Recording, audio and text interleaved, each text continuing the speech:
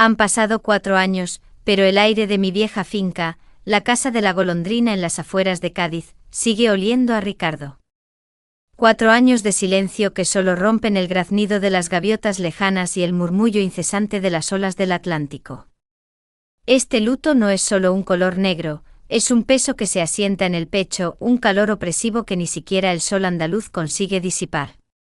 Mi marido, Ricardo, un hombre tan sólido como las antiguas vigas de esta casa, me dejó su legado, esta tierra, los olivares, la herencia familiar y un problema creciente, la bodega del siglo XVII, nuestro viejo taller de carpintería y almacén, se estaba cayendo a pedazos.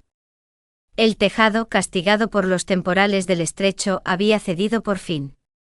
Era una metáfora cruel de mi propia vida, una estructura majestuosa, pero colapsando por dentro. En aquella mañana de abril, bajo un sol que ya picaba como agosto, estaba junto a la bodega, observando el boquete en la teja. Llevaba puesto un vestido negro de crepé, de corte sencillo pero elegante, que me llegaba hasta los tobillos. Aunque la tela era gruesa, tenía una caída fluida que se movía con la brisa. Mis sandalias de esparto, hechas a mano en la región, amortiguaban el sonido de mis pasos sobre el suelo de terracota. No usaba maquillaje, solo un ligero carmín en los labios y unos pendientes de filigrana de oro viejo, un regalo de mi madre que me daban un aire de dignidad inquebrantable. Fue entonces cuando apareció Javier. Mi vecino o más bien, el carpintero que heredó el taller de su padre más arriba en la colina.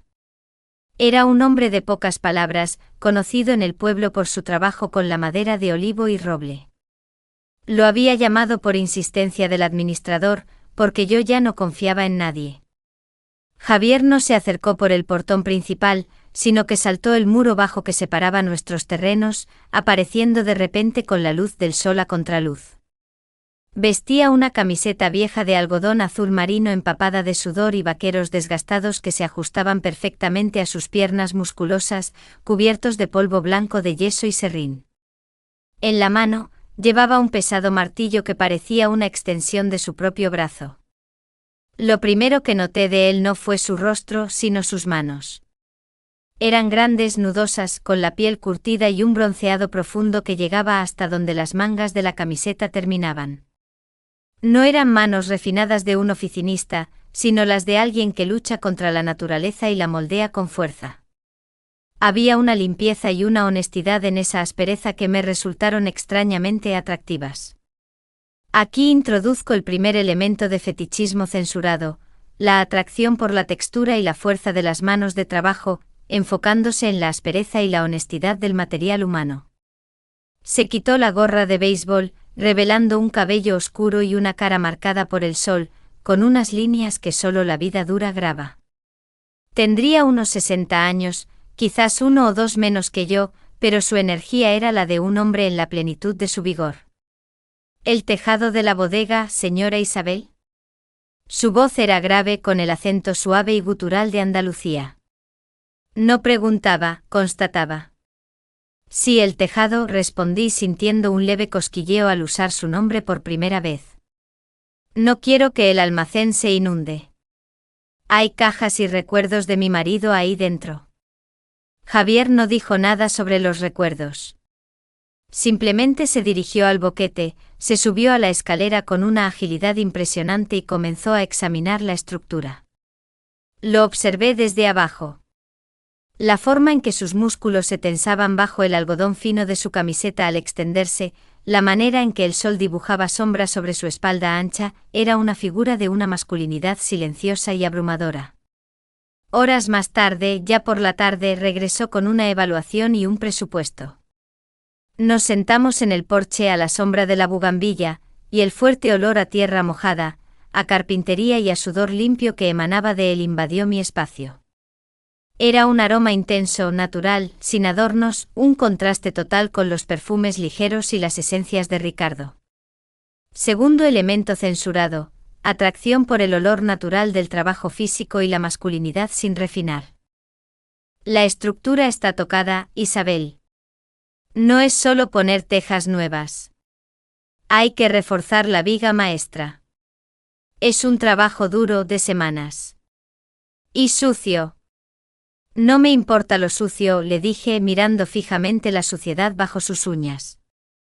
Solo quiero que esté seguro. ¿Cuándo puede empezar? Mañana, respondió mirándome a los ojos por primera vez de forma sostenida. No había coqueteo, sino un simple reconocimiento de mi presencia y mi dolor. Voy a necesitar usar las herramientas que hay dentro si no le importa. Úselas. Son todas de Ricardo. Estarán a gusto en manos de otro carpintero. Esa noche me acosté en mi cama de matrimonio vacía, pero la habitación no se sentía tan solitaria. El aroma a azahar que entraba por la ventana se mezclaba con el recuerdo del olor a madera y tierra que había traído Javier. Mi luto tan sólido, tan negro, parecía estar resquebrajándose. Por primera vez en mucho tiempo sentí una inquietud que no era tristeza, sino una expectación cálida. Sabía que la presencia de Javier no solo arreglaría el techo de la bodega, sino que amenazaba con reestructurar los cimientos de mi propia vida. Y extrañamente esa amenaza me resultaba irresistible. El trabajo de Javier en la bodega se convirtió en el nuevo eje de mi vida. Ya no era solo una viuda solitaria, era la dueña de una obra, la supervisora de un hombre cuya presencia era tan física como el calor del mediodía en la costa. Me levantaba temprano. No para hacer la compra, sino para asomarme a la ventana y ver a Javier, a veces afeitado, a veces con una ligera sombra de barba, tomando su primer café mientras contemplaba las herramientas. Yo me vestía con más propósito ahora. Dejé el negro diario y opté por colores más suaves, pero igualmente modestos, que jugaran con el sol andaluz. Hoy llevaba una falda de lino color arena que me llegaba hasta la rodilla, y una blusa blanca de algodón pima con un ligero escote en V que dejaba ver la delicada cadena de plata que me regaló mi abuela. Para el calor me recogí el pelo en una cola de caballo baja que dejaba mi cuello expuesto a la brisa. Mis alpargatas de cuña me daban estabilidad sobre el suelo de grava. Nuestra interacción se hizo rutinaria, pero cargada de electricidad sutil. Yo le llevaba limonada fresca o un poco de tortilla de patatas a media mañana. Él me explicaba los desafíos de la madera, los nudos rebeldes del roble, o la necesidad de enderezar una tabla curva. Esta madera de aquí, me dijo un día, señalando una viga recién cortada, tiene que ser dura, Isabel. Si no tiene carácter, cede con el tiempo. Mientras hablaba, su pulgar acariciaba el borde áspero de la madera. Observé ese movimiento, era lento, consciente y me recordó el primer día, cuando me fijé en sus manos.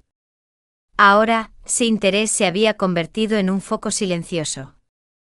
Me había desarrollado un sutil gusto por la textura del trabajo manual de Javier, me atraía el contraste entre su ropa de faena, a menudo empapada de sudor y polvo, y la precisión con la que manejaba herramientas que yo ni siquiera conocía. Primer fetichismo censurado, el aprecio por la textura y la precisión del trabajo manual masculino, enfocándose en la dicotomía entre la rudeza de la ropa y la finura de la habilidad.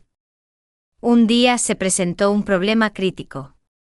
Necesitaba mover una pesada viga de roble que Ricardo había guardado años atrás. Estaba atorada en un rincón oscuro de la bodega.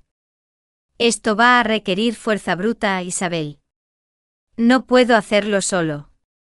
Yo puedo ayudar, dije casi sin pensar. Me miró con una ceja levantada, una mezcla de escepticismo y respeto. Se va a ensuciar, Isabel. Y es muy pesada. No importa. Muéstrame cómo agarrarla. Me puse unos guantes de cuero grueso que encontré en el viejo taller de Ricardo. El cuero era rígido y olía a aceite de motor y humedad, y de alguna manera, el hecho de llevar los guantes de mi marido para trabajar codo a codo con otro hombre me pareció un acto de atrevimiento y liberación. Segundo elemento censurado, el fetichismo del guante de trabajo como símbolo de masculinidad y subversión del luto. Javier me indicó la posición. Nos agachamos juntos. Podía sentir el calor de su cuerpo a centímetros del mío. El ritmo de su respiración profunda mientras se preparaba para el esfuerzo. A la cuenta de 3. Y sostenemos fuerte. El tensión era palpable. Al levantar la viga, sentí un dolor agudo en la espalda baja, pero lo ignoré. Nuestras cabezas casi se tocaban. La viga era rugosa y pesada, y tuve que apretar mis dedos dentro de los guantes para no dejarla caer. ¡Fuerte! ¡Fuerte! Me gritó él sin perder la calma. En ese momento solo existía el peso, el esfuerzo compartido y el olor a roble, cuero y sudor. Fue un ejercicio de intimidad física sin ser sexual. Una colaboración intensa que fusionó nuestros cuerpos en un mismo objetivo. Cuando la viga fue colocada, caímos los dos en el suelo jadeando. Él se quedó tendido un momento, su camiseta azul marino completamente adherida a su espalda por el sudor. Sentí que no había estado tan viva desde la muerte de Ricardo. Había algo profundamente satisfactorio en el cansancio y la suciedad compartida. Esa tarde me ofrecí a hacer la cena. Es lo menos que puedo hacer por el esfuerzo, le dije limpiándome la frente con el dorso de la mano. Solo si me dejas limpiarme un poco, me respondió con una media sonrisa. Nos sentamos en la cocina. El contraste era absoluto, la cocina, limpia y luminosa, con azulejos andaluces de color azul y amarillo, y Javier, recién duchado, pero con la piel de carbón bajo las uñas y el pelo aún húmedo.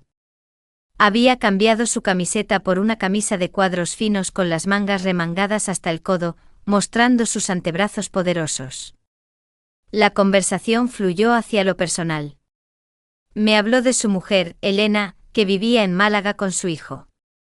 Estamos separados de hace tiempo, me explicó con voz monótona. Pero las formalidades ya sabe cómo son. Una punzada de celos me atravesó, pero la disimulé.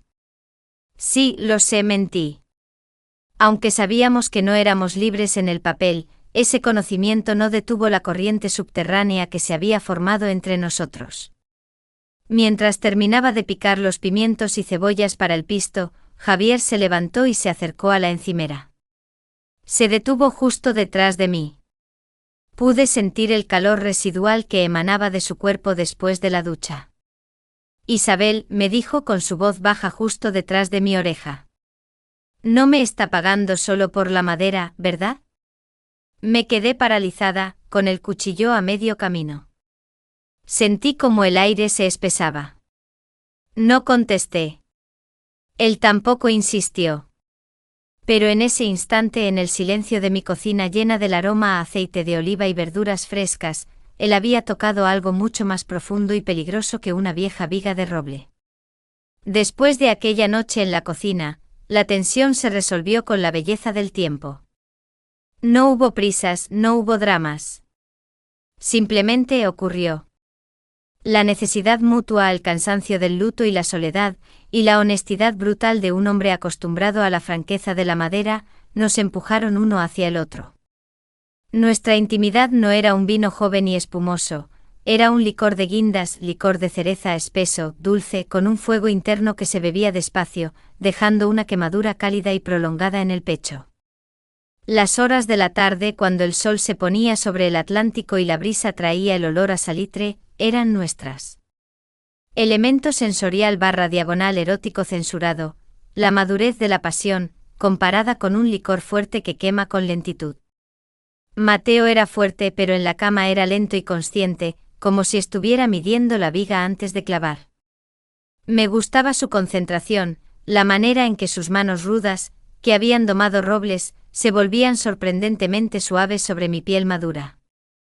Énfasis en el tacto y la sensualidad del contraste. Durante esas semanas mi vestuario cambió radicalmente. Adopté las telas fluidas que me permitían sentir el aire en la piel, como las camisolas de seda o las faldas de gasa.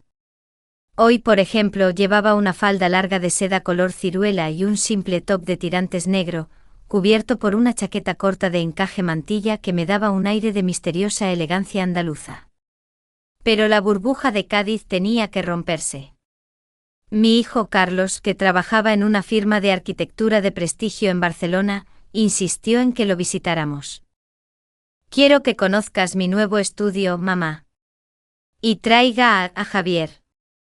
El tono de Carlos era cauteloso, revelando que aunque respetaba mi decisión, la presencia de Javier no era totalmente bienvenida. El viaje a Barcelona fue un salto de la quietud rústica a la frenética modernidad. El apartamento de Carlos, un loft minimalista en el Eixample, era hermoso, pero frío y lleno de superficies de cristal y metal. Yo estaba desorientada, pero Javier se movía con calma. Llevaba una camisa de popelín bien planchada y pantalones de vestir, pero la fuerza de sus hombros era evidente incluso bajo la tela fina. La cena comenzó con la típica tensión silenciosa que precede a una tormenta familiar. Carlos, vestido con un traje de diseño italiano, se lanzó a hablar de su trabajo, licitaciones, contratos en Dubái, cambios en el panorama urbanístico. Hablaba rápido sin dar espacio para lo personal, usando un vocabulario técnico que nos excluía a propósito. Javier escuchaba con esa calma silenciosa que lo caracterizaba, tomando sorbos lentos de su copa de vino tinto. Yo, vestida con mi seda, sentía como la suavidad de mi ropa contrastaba con la rigidez que se instalaba en mi pecho. De repente Carlos cambió de tema, su voz adquiriendo un tono cortante y superior.